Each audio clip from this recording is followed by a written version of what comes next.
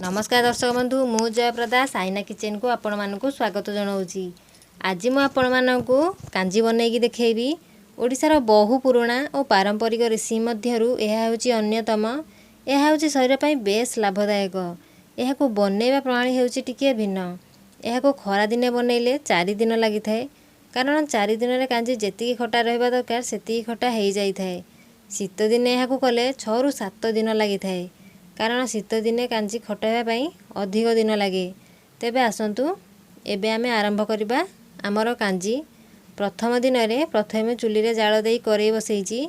करेई गरम होई गलानी। एबे आमे सेतिरे अल्प सज्ज तोराणी अल्प बासी तोराणी को मिसेइबा और अल्प टिके पानी को दबा।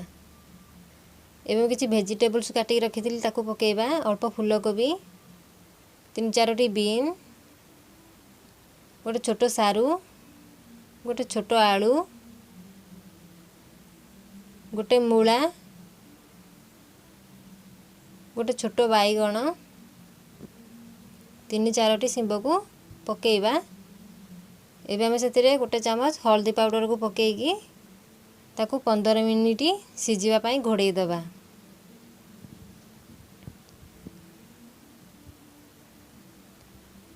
पंदर मिनिट हो गलानी। भल भाव में फुटिकी सिझी जाइए। एबे आमे ताको गोटे हांडी को बाहर करि नबा।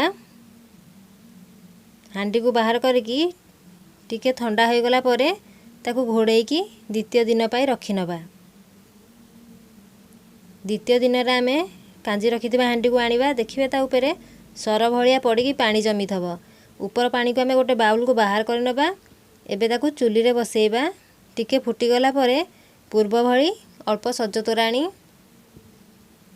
और अल्प बासी तोराणी को मिसेइबा।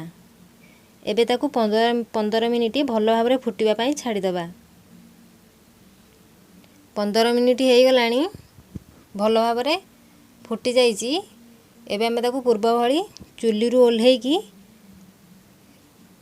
रखि नबा। टिके ठंडा हो गला परे तृतीय दिन पई रखि नबा। तृतीय दिन रे आमे पूर्व भली ऊपर जमिथवा पानी को गोटे बाउल को बाहर करि नबा। एबे आमे ताको चुली रे बसेइबा। टिके फुटी गला परे पूर्व भली अल्प सज्ज तोराणी और अल्प बासी तोराणी को मिसेइबा। ताको 15 मिनिट भल भाव में फुटेइबा। भल भाव में फुटी गलानी। देखंतु उतुरिकी ऊपर को उठी आसुची। बे 15 मिनिट भल भाव में फुटी जाइए। एबे ताको ओल्हेइकी चतुर्थ दिन पाई टिके ठंडा हो गला परे घोड़ेइकी रखि नबा।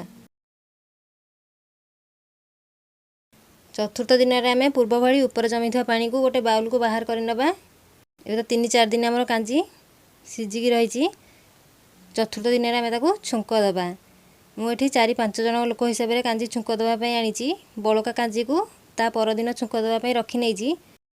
आपण एहाकू आपणक हिसाब रे कम बेसी करि परिबे। आउ जेते दिन पर्यंत आपणकर कांजीर स्टॉकटी न सरीची सेते दिन पर्यंत दरकार हिसाब रे आपण छुंक देई व्यवहार करिनेबे।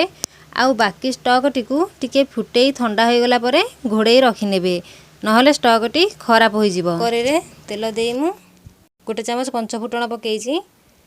फुटण भल भाव में फुटी गलानी। एबे हम सेतिरे 2टी कंचा लंका 3टी सुखिला लंका को पकेइबा।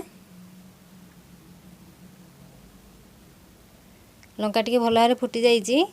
एबे हम सेतिरे 5-6 कला रसुण को मु छेचिकी रखिथिली ताको पकेइबा। अल्प भुसुंगा पत्र को पकेइकी ताको भाजिबा।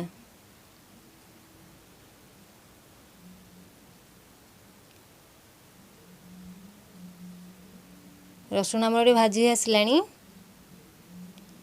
छुंकर बहुत बढ़िया वासना मध्य आसुची। एबे आमे कांजी को सेथिरे पकेइबा।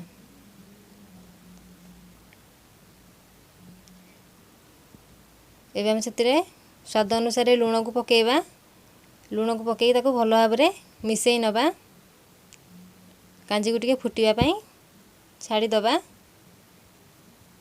एबे हमर कांजी फुटी गलानी। कांजीर बहुत बढ़िया वासना मध्य आसुची। एबे हम ताको गोटे बाउल को बाहर करि नबा। आपण एहाकू सूप भाव में पी परिबे किंबा गरम भात रे खाई परिबे। यह देह पाई बेस लाभकारी।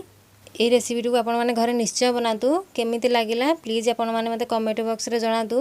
ଯଦି ଆପଣମାନଙ୍କୁ ଏ ରେସିପିଟି ଭଲ ଲାଗିଥାଏ ଗୋଟିଏ ଲାଇକ୍ କରନ୍ତୁ, ଆପଣମାନଙ୍କ ସାଙ୍ଗମାନଙ୍କ ସହିତ ସେୟାର କରନ୍ତୁ, ଆଉ ଏଇଭଳି ନୂଆ ପୁରୁଣା ରେସିପି ଗୁଡ଼ିକ ଦେଖିବା ପାଇଁ ଚ୍ୟାନେଲଟିକୁ ସବସ୍କ୍ରାଇବ୍ କରନ୍ତୁ।